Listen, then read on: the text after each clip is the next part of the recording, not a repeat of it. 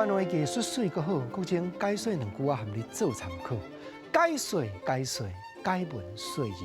好朋友，咱来研究，咱台湾话一句话讲，济戏济人看，这就是讲，若一项产业真济人咧投入，会产生良性的竞争，愈做愈进展。伫咧1960年代，哇，迄确实是台语歌的黄金岁月，所以有真济作词家、个人发挥灵感，将一条日本歌引进台湾。一人写一版歌词，灌一块曲盘，文学要灌一条悲恋的公路，让郭金发唱的改名叫做弹吉他的人刘达雄老师作词。啊，搁另外一条夜雾的港口，歌词嘛是文学一版，刘达雄另外写一版，互郭金发灌。来，我叫你来听夜雾的港口刘达雄这版的歌词。见面讲他乡的港口深更，蒙雾大四边，只有是茫茫船影，天顶几粒星。寂寞的女囚暗暝，困也困袂去。在港前吹起口琴，怀念故乡里。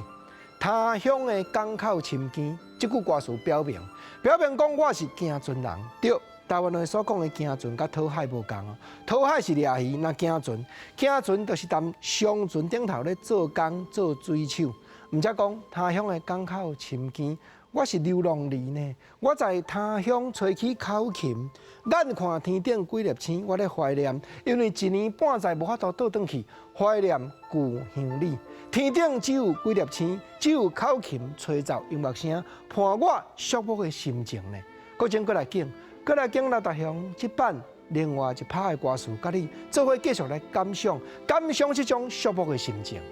他乡的港口深更，路顶。含悲意，笑出阮孤单一个天涯的孤儿。伤心的女囚暗暝，无聊算天星。秋塘啼吹阮目屎，加添思乡情。头拄啊见面头一拍，敢毋是唱讲天顶几粒星？是安怎样遮伫咧表明讲伤心的女囚暗暝，无聊算天星？是啦，实在是心头太过寂寞，真正无聊，几粒星嘛就算。你甲听作词的人一字一句伫咧刻画，毋则国前我伫咧讲，伫1960年代确实有真侪感动人的台语歌词。咱即摆去到 KTV 伫咧唱，一句一句一直去，咱有当时啊无法度感伤，国前就是用心讲出来，甲你重新搁读一摆，重新搁再感动一摆啦。